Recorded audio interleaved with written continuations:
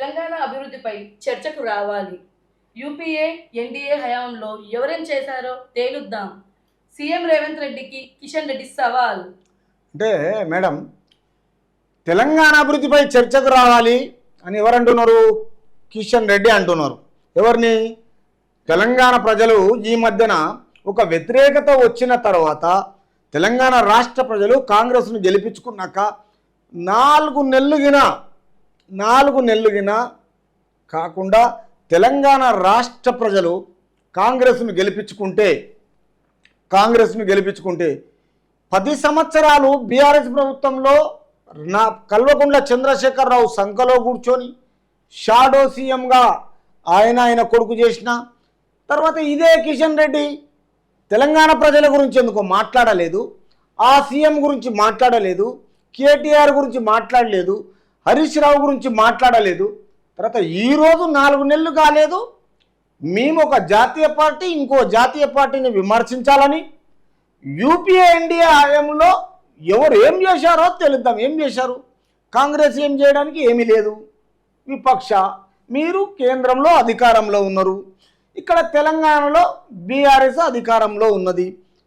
తర్వాత ఇక్కడ 4 నెలల కింద తెలంగాణ ప్రజలు ఇష్టపడి కాంగ్రెస్ ప్రభుత్వం గెలిపించుకున్నారు.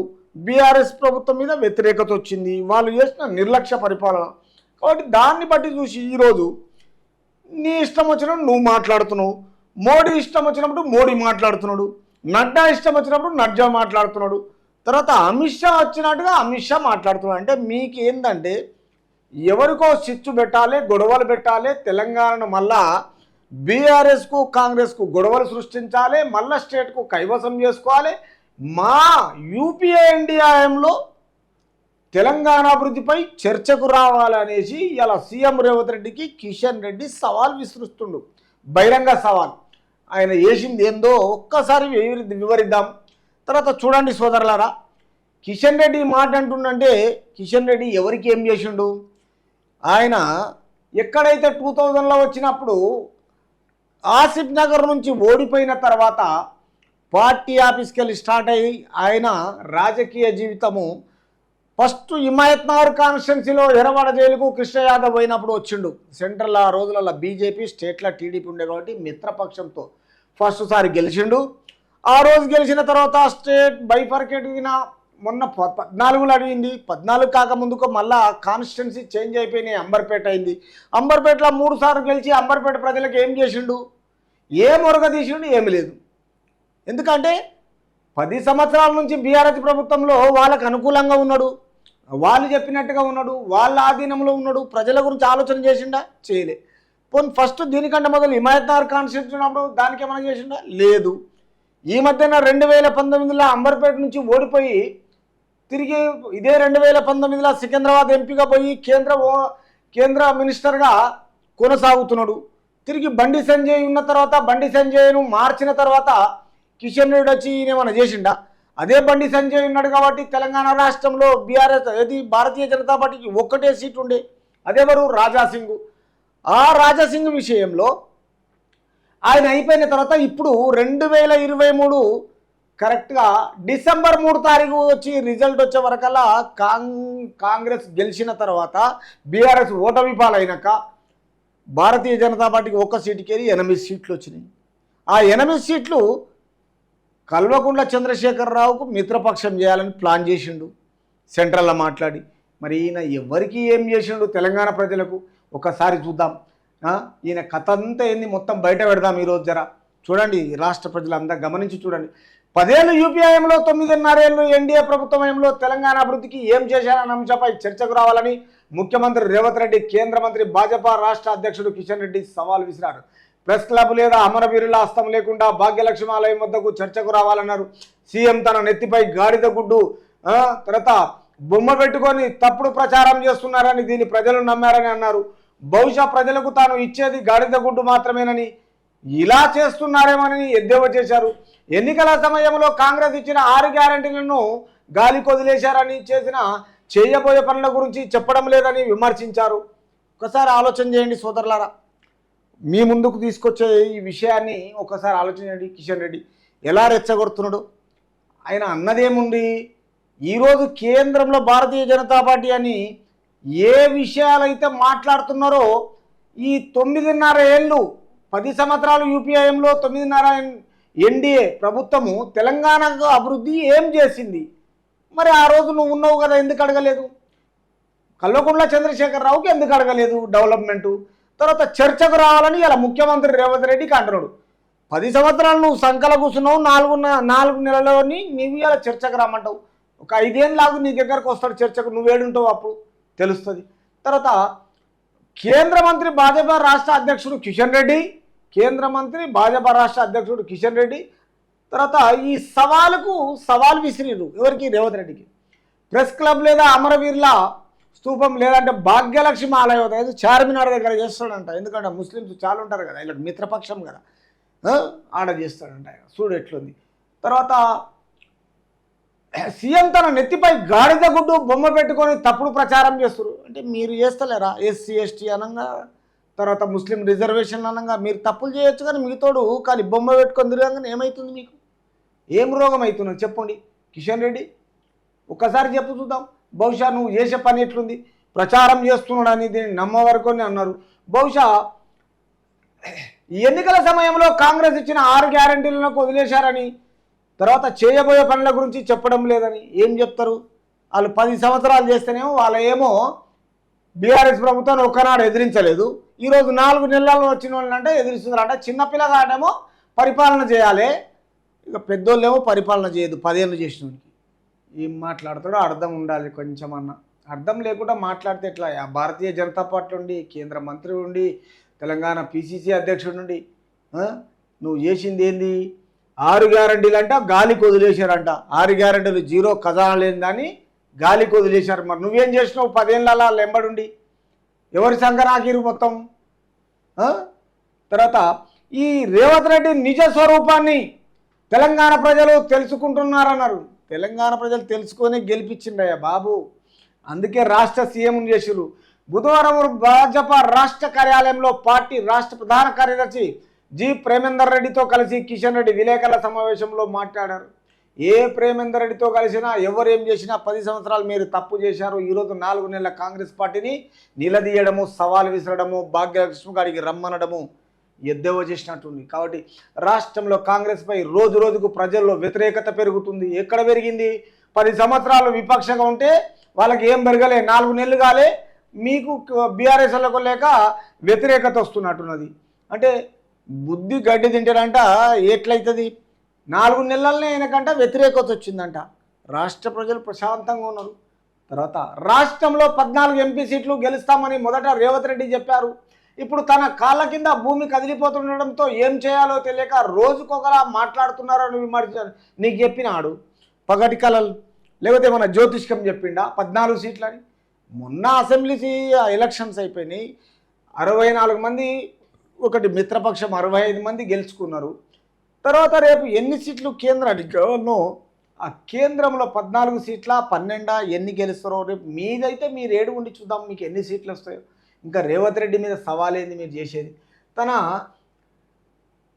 గుజరాత్ పెత్తనానికి తెలంగాణ పౌరుషానికి పోటీ అని ఆయన అంటున్నారని. మరి గుజరాత్ను మరి ఆ విధంగా డెవలప్ చేసుకున్నారు, మీ ఆధీనంలో ఉందని కేంద్రంలో.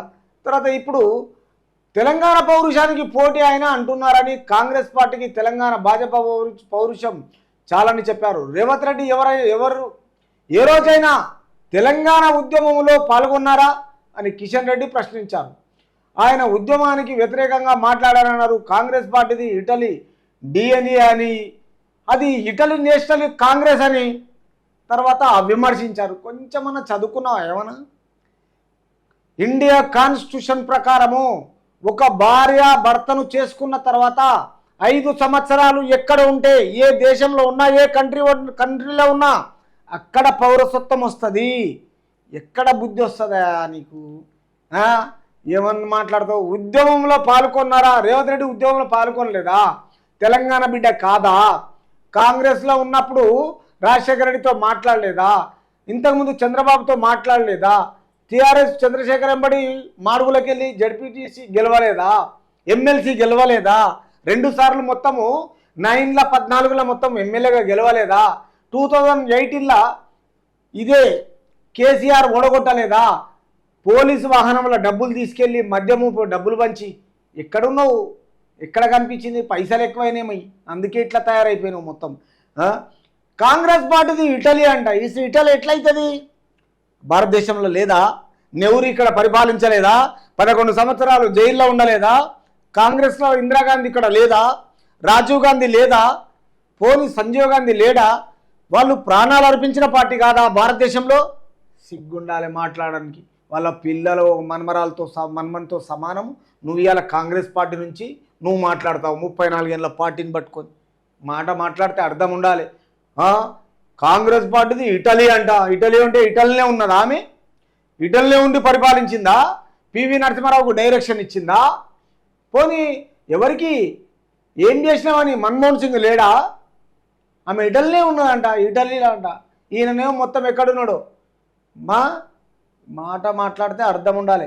ఇది ఇటలీ నేషనల్ కాంగ్రెసే, ఇటలీది కాదు ఇది భారతదేశంలో. రాహుల్ గాంధీ రేవంత్ రెడ్డిలను చూసి కాంగ్రెస్ను తెలంగాణ ప్రజలు గెలిపించలేదని కేసీఆర్పై కోపంతో బీఆర్ఎస్ కుటుంబ పాలన అవి నీతి కారణంగానే హస్తం పార్టీని గెలిపించారని పేర్కొన్నారు. మరి నీకు అది తెలుసు కదా, మరి వాళ్ళెంబడున్నావు?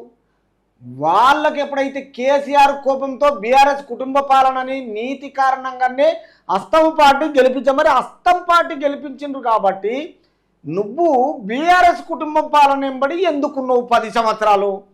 అప్పుడేమైంది? కుంటి గుర్రాన్ని పళ్ళు తోమినవా చెప్పు. నువ్వు ఏం చేసినావు అప్పుడు? రాష్ట్ర ప్రజలకు ఏం చేసినావు? హిమాయత్నగర్ కాన్స్టిట్యున్సీకి ఏం చేసినావు? అంబర్పేట కాన్స్టిట్యున్సీకి ఏం చేసినావు? కేంద్ర మంత్రి నుండి రేపు సికింద్రాబాద్కి ఎంపీకి ఏం చేసినావు? ఒక్కనికన్నా ఏమన్నా చేయగలిగినవా? నీతోటి ఏమన్నా అవుతుందా?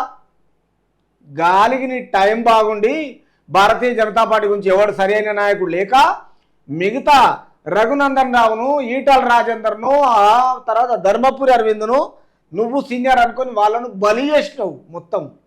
అర్థమైందా? బలి చేసి ఇవాళ ఇక మాట్లాడొద్దు, బాగుండదు. కానీ రేపు ఎంపీ గురించి రేపు నీకు సికింద్రాబాద్ ప్రజలు చెప్తారు, నీకు బుద్ధి చెప్తారు. నేను బాగా తర్వాత రాష్ట్రంలో ఆర్ఆర్ ట్యాక్స్ పేరుతో వసూలు చేసి ఎవడు వసూలు చేసిండు? ఏడ చూసినావు? ఏ కాంట్రాక్టర్ దగ్గర చూసినావు? ఏ బిల్డర్ దగ్గర చూసినావు? ఏ డబ్బులు ఎక్కడికి పంపించారు? రిజర్వేషన్లు రద్దు చేస్తారంటూ ఫేక్ వీడియోలు సృష్టించింది కాంగ్రెస్ పార్టీ. ఏమో మనకు కాకుండా ఒక కోర్టు ఉంది, ఆ కోర్టు తీర్మానం ఉంటుంది, జడ్జిమెంట్ ఉంది, అది నిజం నిరూపించాలి. గాలి మాటలు మాట్లాడద్దు. దీనికి సీఎం పూర్తి బాధ్యత వహించాలన్నారు. బాధ్యత వహిస్తున్నాడు కదా, మీరు ఇచ్చిన షోకాజ్ నోటీసుకు వస్తున్నాడు కదా, హాజరవుతాడు కదా.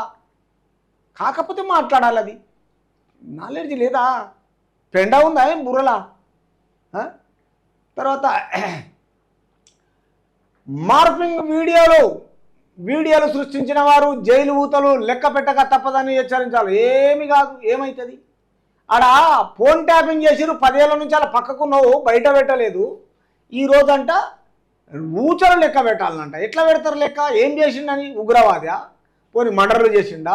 మానభంగాలు చేసిండా? అటెంటివ్ మర్డరా? ఇండియన్ పీనల్ కోడ్లో ఏ కేసుల మీద ఊచలు లెక్క పెట్టాలి? కిషన్ రెడ్డి ఒక్కసారి చెప్పు రాష్ట్ర ప్రజలకు, ఒక్కసారి చెప్పు. తెలంగాణ సీఎంను నువ్వు ఇలాంటి మాటలు మాట్లాడుతున్నప్పుడు నీకెక్కడ మాట్లాడడానికి ఛాన్స్ ఉంది? నీకు ఆ ఛాన్సే లేదు.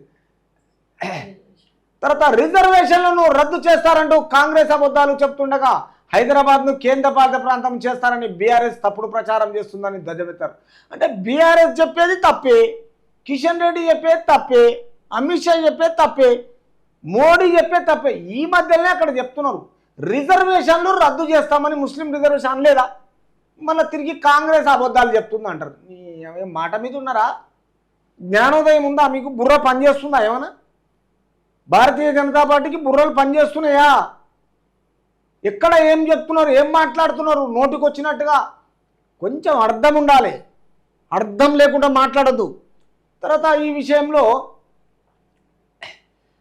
బీఆర్ఎస్ తప్పుడు ప్రచారం చేస్తుందని ధ్వజమెత్తారు. భాజపాకు తెలంగాణ ప్రజలే రక్షణ కవచం అని చెప్పారు. అబ్బో, తెలంగాణ ప్రజలు రక్షణ కవచం అన్నప్పుడు ఇంత బండి సంజయ్ ఉన్నప్పుడు లేదు, నువ్వున్నాక అయిపోయింది నీ పని.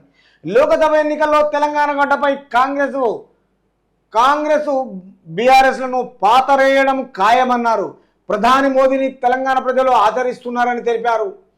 ఇట్లాంటి ఎస్సీ ఎస్టీ తర్వాత ముస్లిం రిజర్వేషన్లు ఒకసారేమో క్యాన్సిల్ చేస్తామంటారు, ఒకసారి రాజ్యాంగం మారుస్తుంటారు, ఒకసారి మేము అన్నమా అంటారు, ఒకసారి కిషన్ రెడ్డి ఒక తీరు మాట్లాడతాడు, నడ్డా ఒక తీరు మాట్లాడతాడు, అమిత్ షా ఒక తీరు మాట్లాడతాడు, మోడీ ఒక తీరు మాట్లాడతాడు, కిషన్ రెడ్డి అన్నిటికీ కౌంటర్ ఇస్తాడు. వాళ్ళు ఏం మాట్లాడిందో తెలియకుండా కౌంటర్ ఇస్తాడు. వీళ్ళని తెలంగాణ ప్రజలంట తెలంగాణ గడ్డ మీద కాంగ్రెస్ పరిపాలన పాతరేస్తారంట, వీళ్ళకేమో ప్రజలు ఆదరిస్తుర్రంట. ఏ విధంగా ఆదరిస్తారు? ఆదరిస్తే ఇప్పుడు చూపిస్తారు నీకు ఎన్ని సీట్లు వస్తాయో చూడు. ఆ రోజు ముఖం ఏడబెట్టుకుంటావు జూన్ 4 తారీఖు రోజు మధ్యాహ్నం వరకే వెయిట్ చేసి చూడు. తర్వాత రాజ్యాంగం కావాలా, అంబేద్కర్ రాజ్యాంగాన్ని అనుసరించే మోదీ పాలన కావాలా, ప్రజలు నిర్ణయించుకోవాలి. అరే నాయనా, ఇది ఇంత తొందరలో కాదు, ఇంకా పాపులారిటీ పెరగాలి, ఇంకా జనరేషన్ పెరుగుతాలి. తర్వాత ఇది టైం వచ్చినప్పుడు మారుస్తారేమో, కానీ ఇప్పుడు ఎందుకు రెచ్చగొట్టి ఎందుకు ప్రజలను మెప్పించాలని చూస్తున్నారు, ఎందుకు చిచ్చు పెట్టాలని చూస్తున్నారు భారతీయ జనతా పార్టీ? ఈరోజు కలిసి బతికిన వాళ్ళకి అందరికీ ఈ విధంగా ఎందుకు గొడవలు సృష్టిస్తున్నారు?